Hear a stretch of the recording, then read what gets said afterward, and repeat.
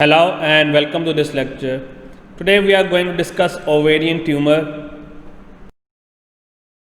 and we need to understand that ovarian tumor, as the name indicates, come from the ovary. And if we take a look, it could be classified into different types like surface epithelial cells,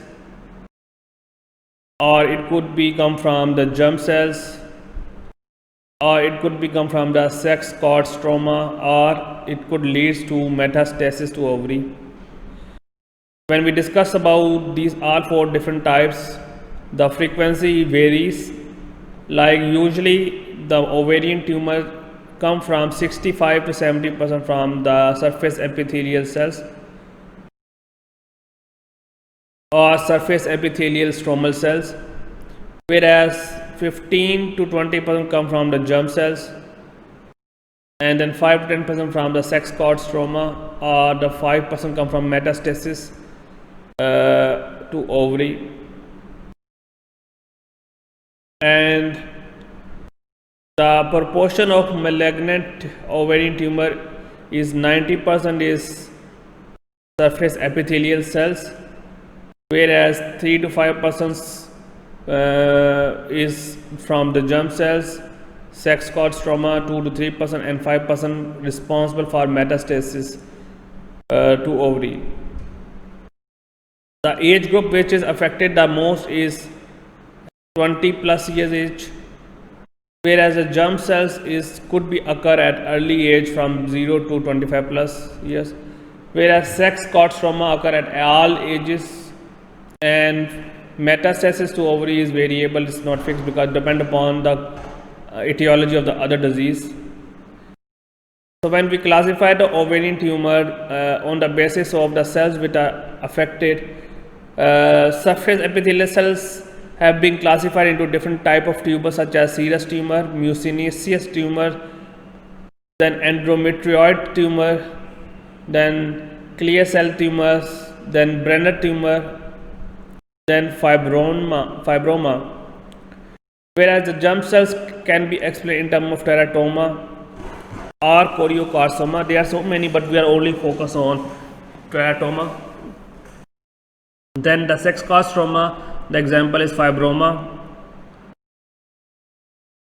So we are not going to study all kind of tumors, we are only going to study a few of them. When we talk about the surface epithelial tumors, what is the cause of the disease? It could be caused because of repeated ovulation or scarring, and the risk factor include null parity, family history, or mutation on the germ line because of the tumor suppressor gene. It could be reduced by using the oral contraceptives,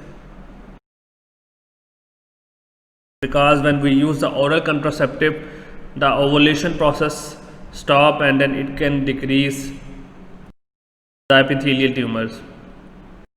This is a picture where we're discussing about how the germ cell is transformed into germ cell tumor, and that tumor can become the stromal cell tumor. Another picture is going to explain the production of the germ cells from the coelomic epithelium from the gut, and then that germ cells could become epithelial tumor, because they are mainly responsible for the scarring. So the repeated ovulation is responsible for scarring, and that scarring is responsible for epithelial tumors. This is another picture to explain different type of ovarian tumors that come from different origins. As discussed before, from the surface epithelium, it could be classified as serous,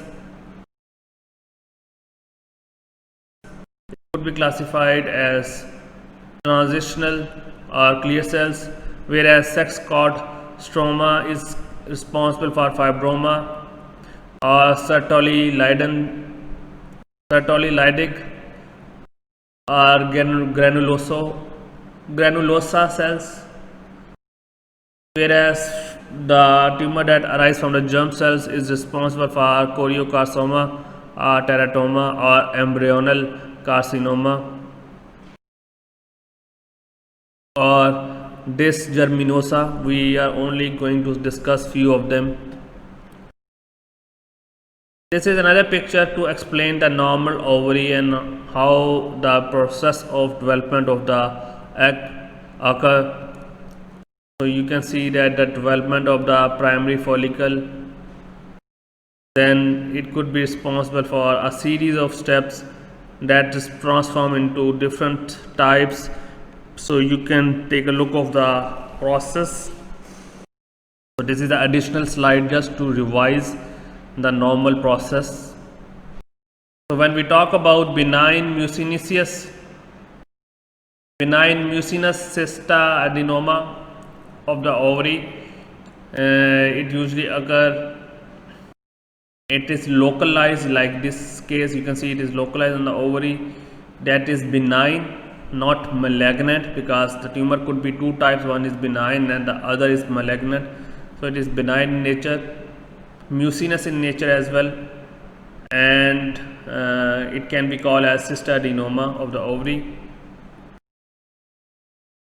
When we talk about the serous tumors, it arises from the ovarian epithelial tumor. 60% of the tumors are benign and 15% are having low malignant. So they are mostly either in the form of benign or less chances to become malignant, whereas 25% chances that it can become malignant usually occur at the age 30 to 40 in the form of benign form, but 20% or 25% that leads to malignant occur on age on 45 to 60 years. We can categorize into low grade or high grade tumor as well. Then the mucinous tumor, as we see in the previous one, it is the neoplastic epithelial consisting of mucin secreting cells, and they are less likely to become malignant. Overall, only 10% of the mucinous tumor are malignant and 10% are low malignant potential. So usually 80% of these tumors are benign in nature. So these topics we will these are the topics that we will study in the next lectures.